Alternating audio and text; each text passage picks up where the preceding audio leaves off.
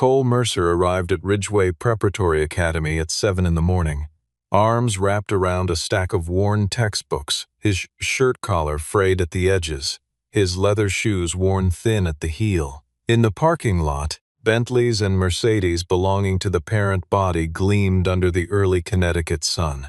Tyler Knox spotted him crossing the lot and let out a deliberate, carrying laugh. "That's who they trust with our children's futures," he said, loudly enough for the nearest parents to hear. "A teacher who can't even afford a new shirt."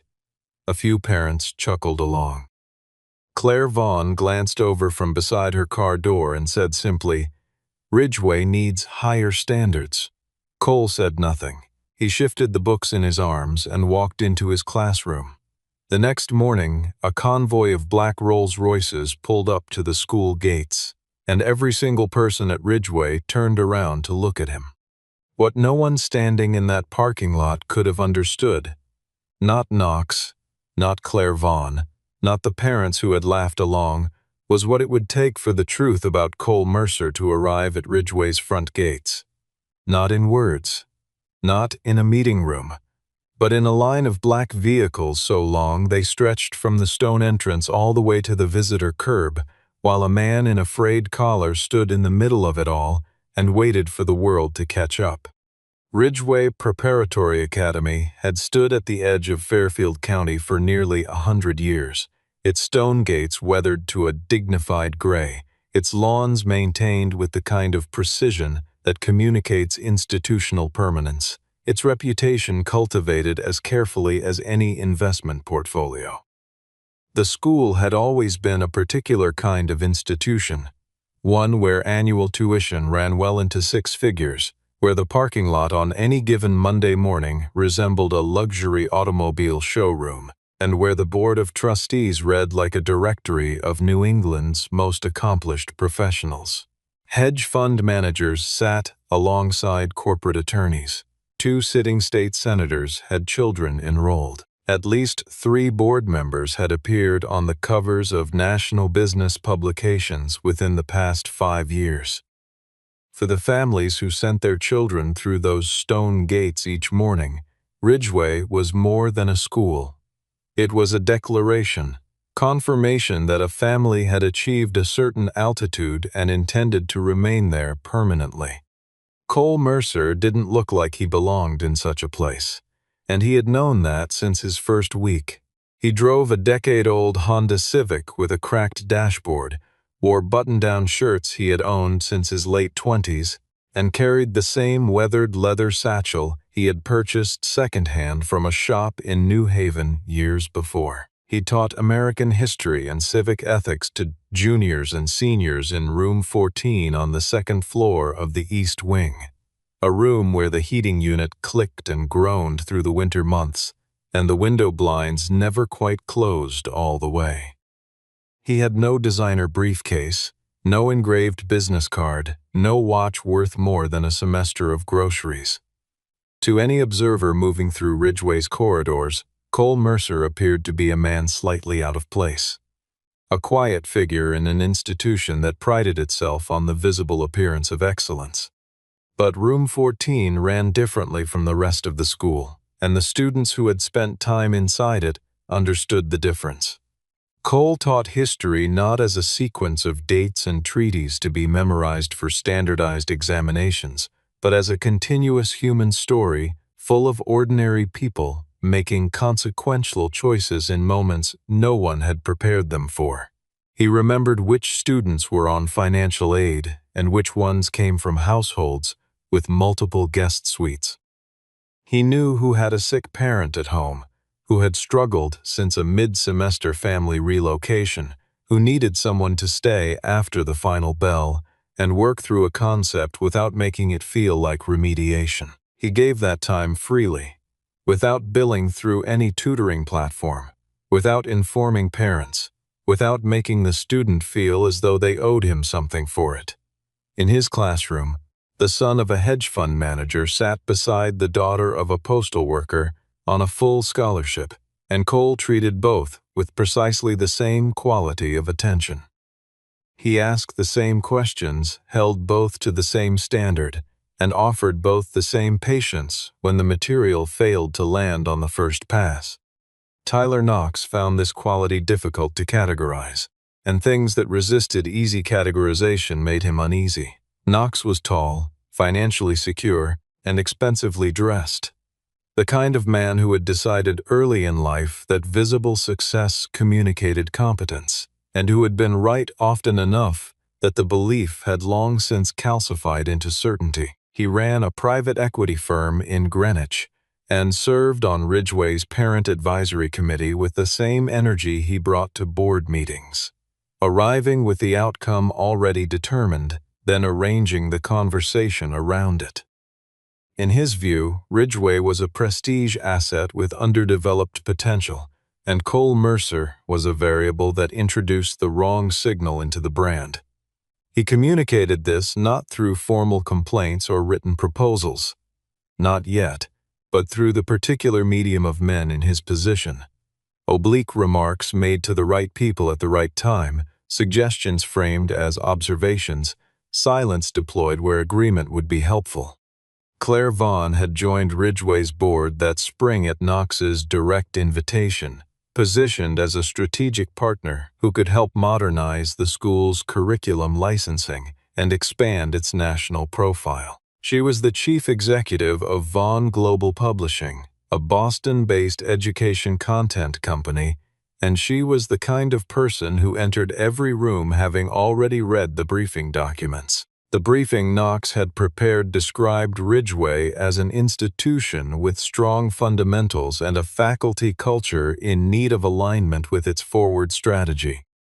It did not describe Cole Mercer as a strategic asset. On her first day at the school, she had passed him in the corridor near the administrative offices, registered the frayed collar and worn satchel, and placed him in a category without expending further thought. Late that week, on a Tuesday afternoon, Cole stood at the front of room 14 while his junior class debated the moral legacy of the Reconstruction era. He listened to a student argue that progress always flowed from the corridors of power, from the decisions of presidents and generals. Then he walked to the board, wrote a single sentence, and turned back to the room. "History," he said, "is rarely made by the richest person in it. It gets made by whoever was willing to do the right thing when no one was applauding." Several students leaned forward. The room opened into the kind of discussion that teachers spend years learning to generate. Knox, who had by then submitted a formal recommendation that the board conduct a review of faculty profiles to elevate the school's academic brand, had not observed this particular class. He didn't need to. He had already decided what it was worth. The annual Ridgway fundraising gala was held in the school's main hall on a Thursday evening in early November, and it was, by any standard, a well-produced affair. Catering staff moved through the room with trays of champagne and small plates. A pianist played near the entrance. The projection screens flanking the stage displayed graphics about endowment goals and capital expansion timelines. The guest list included technology executives, real estate developers, private equity professionals, and a former ambassador whose daughter was enrolled in the 8th grade. Ridgway's development office had spent 3 weeks preparing the room, and the effort showed in every surface and every arrangement. The evening's message was legible at a glance. Giving to this institution was the correct and sophisticated thing to do. Cole arrived directly from his last class of the day, having had no time to change. There was chalk dust on his jacket sleeve, and his collar was the same one he had worn since morning. He moved through the cocktail crowd without drawing conversation, accepted a glass of water from a passing server, and found his position near the side of the stage. Around him, men and women in dark suits discussed market performance and summer properties. No one moved toward Cole with the kind of social overture the event was designed to encourage. In the geography of that room, he was invisible, which was, for those who had arranged such rooms with care, entirely the intended result. Knox had organized the evening's program, and when the time came to introduce Cole, He did so with the precise calibration of a man who understands exactly where to position a blade. "Mr. Cole Mercer," he said from the podium, with a smile calculated to read as warmth from a distance. "Our history teacher." The faculty voice of the scholarship program, always reminding us not to forget the students who need a little extra help. There was polite applause. Near the back of the room, a quiet laugh moved through a cluster of parents who had been drinking since 6. Cole stepped to the podium, thanked the room, and spoke plainly. He offered data instead of sentiment. 10 years of enrollment figures, academic performance comparisons between scholarship recipients and non-scholarship students, graduate trajectories tracked through college completion and career placement across multiple cohorts. He argued that the scholarship program wasn't a charitable footnote to Ridgway's mission but its moral center. A school that taught children about democracy and civic responsibility while systematically excluding children from lower-income families from its doors was teaching something it hadn't intended to teach. Knox moved back to the microphone before the applause fully settled and delivered the kind of response that sounds measured from a podium and reads differently under close examination. "We're a private school," he said, "not a social services agency. Every serious institution has to balance its aspirations against its financial obligations." Parts of the room nodded. Claire Vaughn, seated at a table near the front, said that any serious institution had to take sustainability seriously, which was accurate in the general sense and unhelpful in the specific one. Knox allowed the room to settle with his momentum, then added, more lightly, as though the thought had only just occurred to him. "Besides, it's easy to talk about scholarships when someone else is writing the tuition checks." There was laughter. Uncomfortable, real laughter. Cole let it run for a moment. Then, without stepping back to the microphone, without raising his voice, he said, "It's also easy to talk about educational values when other people have to live with the consequences of our decisions." The laughter stopped. Claire looked at him with an expression she couldn't immediately name. Knox recovered smoothly, thanked Cole for his remarks, and moved the program forward. The pianist resumed. The champagne trays reappeared. But the room didn't entirely settle, and several parents who had laughed a few moments earlier found the insides of their glasses suddenly requiring close attention. After the event wound down, Knox pulled 3 members of the parent committee aside near the coat check and spoke quietly for several minutes. By 9 the following morning, an email had landed in the inboxes of Ridgway's full board of trustees, drafted by Knox, recommending that the board convene a special session to evaluate faculty contracts in light of the school's upcoming strategic repositioning. The email contained no specific names. Everyone who paid attention to such things understood exactly what was on the table. Cole drove home that night through the back roads connecting Ridgway's campus to the modest neighborhood of cedar-sided houses where he and Nolan lived. The house was small by comparison to the zip code where he worked. 2 bedrooms, a kitchen that opened onto a narrow backyard, shelves covering nearly every interior wall from floor to ceiling and packed with books arranged in a system only Cole fully understood. There were framed photographs on the desk near the window. Paige at a school carnival. Paige holding a newborn Nolan with her eyes closed and her face soft with exhaustion and relief. Paige and Cole standing outside a rural Georgia schoolhouse with paintbrushes in their hands and red clay dust on their boots. Nolan was 16 now, quiet and careful in the way of young people who grow up close to grief, and when Cole came through the door that evening, the boy looked up from his homework with an expression that held a question he hadn't yet decided to say out loud. Cole made dinner the simple way, pasta and olive oil, and the last of the vegetables in the refrigerator, and they sat together at the kitchen table the way they always did, without phones, without the television running in the adjacent room. Nolan waited until they had been eating for several minutes before he asked quietly, Was it rough tonight? Cole considered the question. Some people see what they expect to see, he said. They weren't wrong about the shirt. Nolan didn't smile immediately. Then he said, they can only make you small if you let them measure you.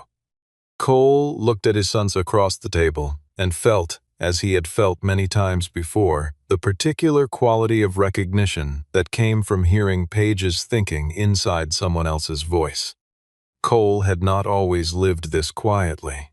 There had been a period when he and Paige had been loud together, teaching in underfunded public schools across the rural South and the Midwest, organizing curriculum nights in community centers with folding chairs and donated coffee, writing grant applications at kitchen tables past midnight.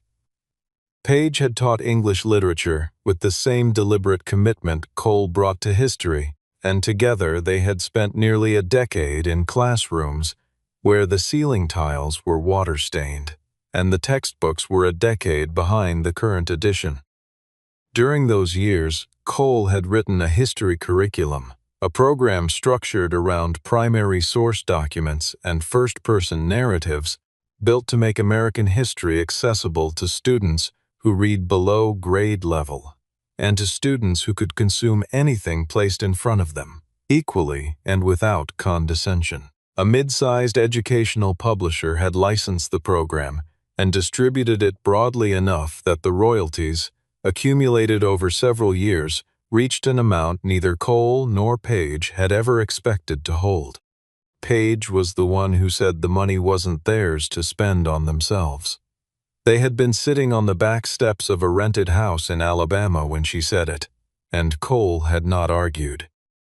They established the legal structure for what would become the Mercer Learning Foundation, a nonprofit endowment built to fund school libraries in districts that couldn't afford them, finance scholarships at schools unable to fill their own funds, support teacher training in underserved communities, and equip rural classrooms with the technology that children in better-funded districts took entirely for granted.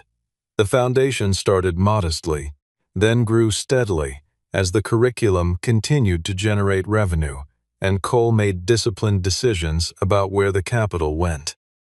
By the time Paige was diagnosed, and the diagnosis moved faster than anyone had been prepared for, the foundation was operating across 43 states, had funded more than 200 library builds, and had helped thousands of students reach colleges they could not otherwise have afforded. After she was gone, Cole stayed with the foundation because it was the last large project they had built together, and he stayed in teaching because Paige would have wanted him to, and because a man who ran a grant-making institution but had stopped standing in front of actual students had, in Cole's firm and private view, lost contact with something essential and irreplaceable. He kept his identity as the foundation's chairman out of public record by design. He had watched too many well-intentioned philanthropic programs become narratives about the philanthropists rather than the communities they served. His executive director handled the public-facing work. A small number of people in the national nonprofit community knew that the foundation's founder was a high school history teacher in Connecticut. No one at Ridgeway did. Naomi Park called at 10:30 that night. She taught AP Government in the classroom next to Cole's and had served on the academic steering committee long enough to recognize the particular pattern of what Knox was executing. Her voice was tight. "He's moving fast," she said. "He's already emailing board members. He's pushing for a vote on the scholarship fund in tomorrow morning's session." Cole listened without interrupting. When she finished, he told her he understood. There was a long pause on the line. "I don't know what you can do," Naomi said quietly. "But I know you shouldn't be treated this way." Cole thanked her. After the call ended, he sat at the kitchen table for several minutes with his hands flat on the wood. Then he opened his laptop and composed a brief message to the board of the Mercer Learning Foundation. The subject line was blank. The body of the email contained 3 words. "It's time." Tyler Knox presented his vision for Ridgway's future to the board the following morning, and he presented it with the confidence of a man who had already counted the votes. He called the initiative the Ridgway Prestige Transformation, a comprehensive strategy to reposition the school as the premier secondary institution in the Northeast, designed to attract a different caliber of enrolled family and a different quality of national attention. The plan called for raising tuition by 30% over 3 years, reducing scholarship seats from 42 to 12, recruiting replacement faculty from Ivy League graduate programs who could be featured prominently in the school's marketing materials, constructing a 40,000-square-foot athletic and wellness complex, and eliminating what the proposal termed financially unproductive programming. The scholarship fund was listed under that heading. Its endowment, Knox noted in a footnote, could be redirected toward capital improvements. Cole sat at the far end of the table and listened to every word. When Knox finished, Cole asked to respond. He acknowledged that the school had legitimate financial considerations to manage. He then noted that scholarship program participants had, as a cohort, outperformed the school average on every academic metric Ridgway tracked over the past 8 years, and that the alumni list from that program included practicing physicians, working engineers, high school teachers, a federal public defender, and 2 individuals currently serving in elected office. Knox replied that brand perception was a more complex metric than the ones Cole was citing. Naomi placed a folder of supporting data on the table. Knox moved it to one side without opening it. The conversation that followed was precise and controlled on the surface and deeply hostile underneath, the way important conversations in expensive rooms frequently are. Claire Vaughn sat midway down the table, watching the exchange with an expression that had shifted slightly from where it had been the previous day. Knox was polished, structured, and entirely sure of himself. Cole was calm, factual, and unhurried in a way that was difficult to dismiss. She had been in rooms like this one many times in her career, and the person who was genuinely calm in a room under pressure was generally calm for a specific reason. She began, quietly and without yet naming it, to wonder what she was missing. After the formal session broke for a brief recess, Knox found Cole in the hallway near the faculty mailboxes and spoke to him directly for the first time without an audience present. "This isn't personal," he said. Cole looked at him for a moment. "I know," Cole said. "That's what makes it difficult to take seriously." Knox informed him, levelly and without apparent regret, that the board would almost certainly vote in favor of the Prestige Initiative by end of day, and that given Cole's public opposition, the administration would need to evaluate whether his continued role at Ridgway aligned with the school's forward direction. It was a professional termination notice delivered in the language of managed transition. Cole heard it, didn't flinch, and said, "If removing me is what preserves this school's image, then the image was already gone." He collected his mail from the box and walked upstairs to prepare for his morning class. Naomi intercepted him near the stairwell. She had received a forwarded email, a message Knox had sent to his private parent group weeks earlier, which had circulated further than intended. In the message, Knox referred to scholarship students as brand dilution. He described teachers in the lower salary bands as replaceable labor. He outlined a proposal to redirect a portion of the scholarship endowment into a premium donor lounge to be named for a lead contributor.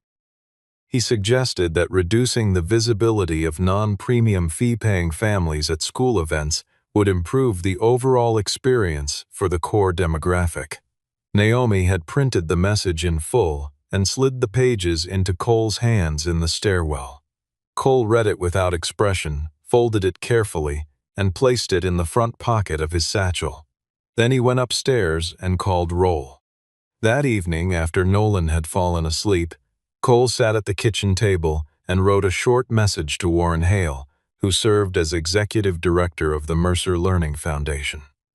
He asked Warren to arrange transportation and to bring the full foundation board to Ridgeway by 8 o'clock the following morning. He offered no explanation in the message. Warren had been with the foundation long enough to know that when Cole said it was time, it was time. Wednesday morning arrived cold and clear, the kind of November day in Connecticut that makes the bare trees look deliberate, as if the landscape had arranged itself for some specific occasion.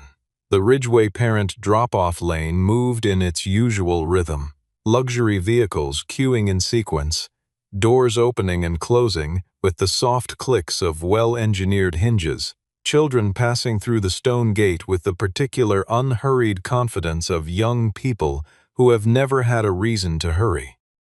Tyler Knox stood near the main entrance with two members of the parent committee, dressed in a charcoal suit, positioned to a donor couple he expected before the morning session. He was managing several conversations simultaneously, and doing so with the ease of a man who believed the next few hours would unfold exactly as planned.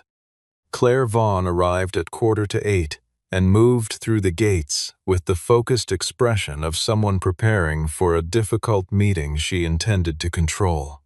She had thought about the previous 2 days more than she expected to. That morning, she had asked her assistant to pull Ridgeway's scholarship program outcome data independently, not from Knox's briefing, but from the school's own published reports. What she had found had done something to the framework Knox had built in her understanding of the institution. She hadn't arrived at a conclusion yet.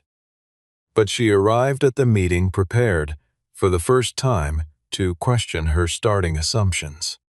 Cole arrived in his Civic at 8:05, parked in the faculty lot at the north end of the property, and walked toward the main entrance carrying his satchel and a stack of graded examinations. Knox spotted him from across the courtyard and positioned himself to be visible. "Enjoy the day, Mr. Mercer," he said, with the smile he reserved for settings where witnesses were present. "Could be a memorable one." Cole nodded without stopping and continued through the gate. He had covered perhaps 40 feet of the main walkway when the sound arrived, a low, sustained hum that belonged to none of the usual acoustic register of a school morning. Not the sharpness of a delivery truck, not the mid-range frequency of a standard sedan. A deeper sound, the resonance of very heavy machinery moving very quietly, with the self-possession of things that don't need to announce themselves. Every person standing within viewing range of the front gate heard it before they identified its source. The first Rolls-Royce Phantom turned from the main road into Ridgeway's entrance lane at precisely 8:12. It was black, not the ordinary black of a rental car or a standard executive vehicle, but the particular, considered black of a machine whose finish had been specified by someone with strong opinions on the subject. It was followed by a second Phantom, then a Cullinan, then a Ghost, then two additional vehicles whose makes were difficult to identify at distance, but whose combined presence produced an immediate effect on every conversation happening within view of the front gate. The convoy moved at the measured pace of a formal procession, each vehicle maintaining precise spacing from the one ahead until the column occupied the full length of Ridgeway's visitor entrance lane and came to rest. Brooke Ellison, Ridgeway's Director of Communications, came out of the administrative building at a near run, her phone in her hand, trying to determine whether she had missed an invitation. She had not been copied on anything. The drivers descended in sequence, moved to rear doors, and opened them in coordinated motion. From the lead Phantom stepped Warren Hale, trim, silver-haired, in a dark overcoat, followed by 5 individuals who carried the composed, unhurried authority of people accustomed to making large decisions in quiet rooms. Knox moved toward them immediately, hand already extended, expression adjusting to the register of gracious welcome. He reached Warren before Warren had fully cleared the vehicle. "Welcome to Ridgeway," Knox said. "I'm Tyler Knox, chair of the Parent Advisory Committee. Are you here for the..." Warren looked at him pleasantly, said, "Excuse me," moved around him without pausing, and walked directly toward Cole Mercer, who had stopped in the middle of the main walkway with his satchel at his side and was watching the column of vehicles with an expression that was quiet and unreadable. Warren stopped in front of him, extended his hand, and said, "Chairman Mercer, the board is ready." Cole took a slow breath. He had known this moment would come, and he had spent a long time hoping it wouldn't be necessary. But some truths had to be made visible before they could do their work. He straightened, shook Warren's hand, and turned toward the school. Knox stood 12 feet behind them, his arm still partially extended, his expression undergoing a process that had not yet completed itself. Claire Vaughn, standing near the administrative building entrance, heard the two words Warren had spoken. She turned and looked at Cole Mercer, the man in the frayed collar, the worn shoes, the second-hand satchel, with an expression that had nothing easy in it. They convened in the school's main hall, which Brooke had spent 20 minutes reconfiguring. The Foundation's board members took seats along one side of the room. Ridgeway's full board of trustees, several members of the administration, and a handful of faculty, including Naomi, occupied the other side. Knox sat at the trustee table with his jacket buttoned and his expression arranged into something designed to resemble patience. The room was the same room where the gala had taken place 3 days earlier, but its temperature was entirely different. Warren Hale stood and introduced himself as executive director of the Mercer Learning Foundation. He then introduced Cole Mercer as the foundation's founder and chairman. What he described next landed on the room with a weight that polite professional settings rarely accommodate. The foundation had completed more than 300 school library builds across 37 states. More than 4,000 scholarship recipients were currently enrolled in colleges and universities across the country. Teacher training programs funded by the foundation had reached over 12,000 educators in underfunded districts. A technology endowment had placed computer equipment in more than 800 rural classrooms over the past 14 years.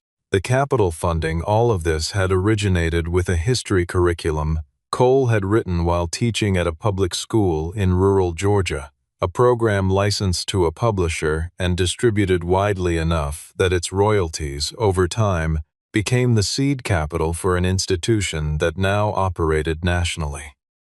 The foundation's chairman had chosen, from the beginning, to remain anonymous in public communications. He had not sought recognition. He had sought outcomes. Those two things, Warren noted, were not always compatible with each other, which was why the foundation's founder had chosen the one that mattered more. Knox's expression had been moving through a sequence of stages since Warren began speaking. By the time Warren finished, Knox had arrived at something that functioned as composure without quite being it. He leaned forward and said, with careful brightness, "Cole, why didn't you tell us sooner? We could have been working together this whole time." Cole looked at him across the table without hurry. 2 days ago, you were recommending that the school terminate a teacher you considered underperforming, he said. Today, you want to collaborate with a chairman. I'd like to understand which of those two people you're actually interested in. Knox opened his mouth. The sentence he intended to say didn't arrive. The silence that followed his first syllable ran until he let it go. Claire Vaughn had been quiet through the presentation. She processed information before she spoke, and the information she had just received was demanding more processing than she was accustomed to needing. Vaughn Global Publishing had, on 3 separate occasions over the past 6 years, attempted to establish a formal partnership with the Mercer Learning Foundation to co-develop open-access curriculum materials for underfunded school districts. On each occasion, her team had been told that the foundation's founder preferred not to make direct contact and communicated exclusively through his executive director.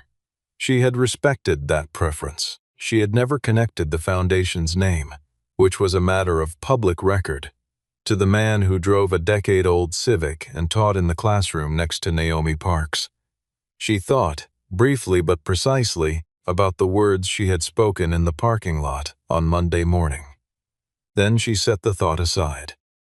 There was a meeting in progress, and she was still part of the board that needed to make a decision, and Claire Vaughn was not a person who let her own discomfort interfere with what needed to be done. Warren outlined the purpose of the visit. The Mercer Learning Foundation had been evaluating Ridgeway Preparatory Academy as a potential site for a significant grant, $50 million, structured to expand the scholarship program from 42 seats to 120 over a 4-year period, fund a comprehensive teacher development initiative benchmarked to regional living standards, and establish a formal mentoring network connecting students across all income backgrounds with professionals in a range of fields. The grant was conditional. Warren read the conditions from a single page. The school could not reduce its scholarship enrollment below its current level. Teacher compensation had to meet a minimum threshold. The school's admissions materials and public communications could not use language that positioned socioeconomic exclusivity as a selling point. The educational program had to be evaluated on demonstrated learning outcomes, not on the social profile of the families enrolled. The room absorbed this in a silence that lasted several seconds. Naomi sat very still. Brooke had placed her phone face down on the table. Knox looked at the page in Warren's hand and then looked at Cole. $50 million, he said, more to himself than to anyone present. Cole said, the amount was always secondary to the conditions.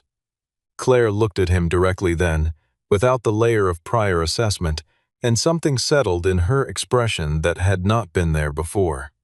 She had spent most of her career evaluating what things were worth. The conditions are fair, she said. She meant it without qualification.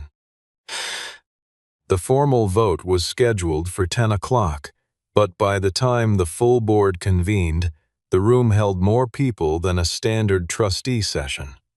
Cole had requested before the morning's events unfolded that the meeting be open to faculty representatives and to parents of current scholarship students. The board chair had granted the request. Knox had not been consulted on that decision and did not welcome the outcome, but the chairs along the side walls were already filled before he arrived. The presence of those additional attendees altered the room in a way that was difficult to define precisely and very easy to feel. Knox opened by repositioning himself. He had always supported educational access, he said. His previous proposals had been mischaracterized. He was deeply committed to Ridgeway's role as a community institution. He delivered this account smoothly, with the practiced fluency of a man who had reframed his professional positions on many occasions and found the process largely effective. Then Naomi placed a document on the table in front of the board chair.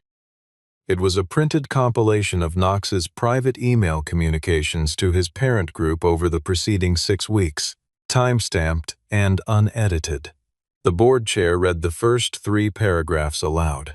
Scholarship students described as brand dilution, teachers in lower pay brackets characterized as replaceable labor. A written proposal to redirect scholarship endowment funds into a premium donor lounge named after a lead contributor. A note suggesting that reducing the visibility of non-premium families at school events would improve the overall experience for the core demographic. The room went the specific kind of quiet that settles over people who are deciding simultaneously whether to trust what they have just heard. A trustee near the center of the table asked Knox directly whether these were his words. Knox said the emails had been taken out of context. Naomi placed the full, unedited email threads on the table from the beginning of each chain. Knox looked at the papers. He did not pick them up. Claire stood and addressed the board. She said she had joined Ridgeway's board on the strength of a strategic briefing she now understood to have been selective. She said she had made judgments over the past several days, based on that briefing and on her own initial assessments, and that some of those judgments had been wrong. She said this without elaboration or performative regret. She said it because it was accurate, and because accuracy was the standard she held herself to, even when the price was uncomfortable. Then she looked at Cole and said, "I think the Foundation's conditions should be accepted. I think this board should vote accordingly." Cole spoke last. He didn't speak about himself or about the events of the past 48 hours, or about what had been said in parking lots and gala halls. He spoke about the students, the ones who had grown up 2 towns away and earned their places at Ridgeway on merit and financial aid, and had gone on to practice medicine and teach school and run public offices, and the ones sitting in classrooms that morning who had not asked to be the subject of a financial strategy debate, who simply wanted to learn the material in front of them. "I'm not opposed to Ridgeway becoming a great school," he said. "I'm opposed to Ridgeway becoming the kind of great school that stops being useful to the people who actually need an education. There is a difference between excellence and exclusion. We owe it to these students to know which one we are actually pursuing." When he sat down, the room was very still. Then several people began to speak at once, and the vote was called. The board voted 9-2 in favor of accepting the Foundation's conditions and rejecting the Prestige Initiative in its current form. A separate motion removed Knox from the Parent Advisory Chair. Naomi was asked to lead the Academic Reform Committee. As the room began to clear, Knox pushed back from his chair and directed one final question at Cole with the precision of a man attempting to recover ground he had already lost. "If you have resources like these," he said, "why spend your days teaching for a teacher's salary?" Cole looked at him steadily. "Because money can build a school," he said, "but only a teacher knows what a classroom actually needs." The room was quiet for a moment, then it moved on without him. Tyler Knox left the building before noon, and there was no formal announcement attached to his departure. Brooke didn't issue a press release. He was simply no longer present at the table, and the work of the institution continued in his absence, with a notable reduction in the particular kind of pressure that certain rooms generate when one person has decided the outcome in advance. In the days that followed, Ridgeway's board began implementing the Foundation's grant conditions in sequence. Scholarship seats were scheduled to increase over 2 academic years. Teacher salaries were reviewed against regional standards for the first time in a decade, and the admissions office was directed to revise its public-facing materials by the end of the semester. Naomi assembled the faculty committee that would design the mentoring program. The students, for the most part, sensed that something had shifted without knowing exactly what, which was the way Cole generally preferred institutional change to operate, thoroughly and quietly, from the ground up. Claire found Cole in the faculty parking lot on the afternoon of the vote, before he reached his car. She had spent the walkover deciding what she wanted to say, and arrived at something shorter than what she had prepared. "I misjudged you," she said.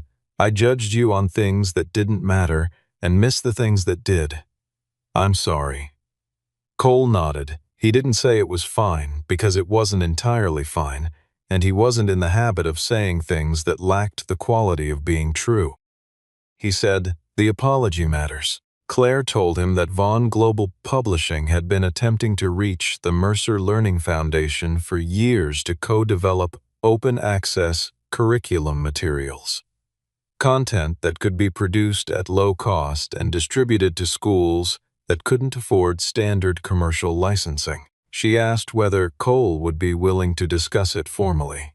He said he would, on the condition that all materials would be made available to under-resourced schools at no cost or at a price a district with a constrained budget could realistically manage. Claire said that was exactly what she had in mind.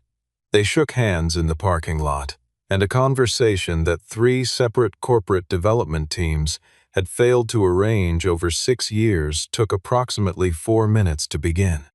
Brooke sent Cole a brief personal note 2 days later.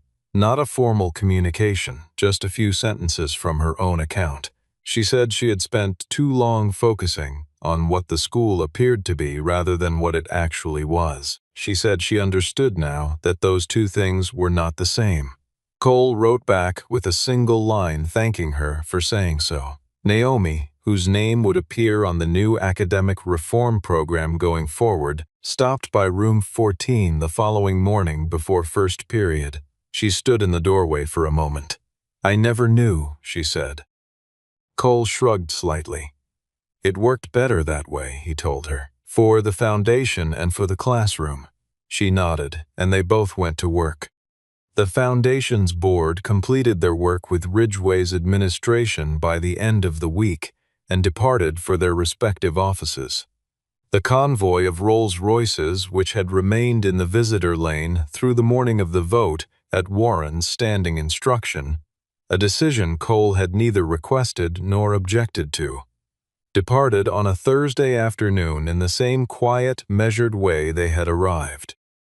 One by one, the black vehicles moved through Ridgway's stone gates and turned onto the main road, and the sound of their engines faded until the lot returned to its ordinary school day register. Cole watched them go from the doorway of the East Wing. He had Nolan's birthday dinner to plan, a set of examinations to grade, and a lesson to prepare for Friday's class on the civil rights movement. That evening at the kitchen table, Nolan asked if it felt different now that people knew. Cole thought about it. "A little lighter," he said. "Maybe." He paused. "But I still have papers to grade." Nolan smiled and reached across the table for the salt. On the Friday after the vote, Claire passed Cole in the corridor near the administrative offices. The same corridor where, 2 weeks earlier, she had walked past him without registering his presence. She stopped this time. "After everything that happened," she said, "you still just want to be called Mr. Mercer?" Cole smiled. "In a classroom," he said, "that's the most important title I have." She nodded and continued down the corridor. Cole turned back toward room 14, satchel over one shoulder, examinations tucked under one arm. Outside, the parking lot held the same arrangement of expensive vehicles it always had. The scholarship applications for the coming year had already begun arriving in the admissions office at 3 times the previous volume. And in room 14 on the second floor, the man who had been laughed at in the parking lot on a Monday morning had already begun calling roll. Same as any other day, same frayed collar, same worn shoes, same quiet conviction that the work he was doing in that room was exactly the work that needed doing.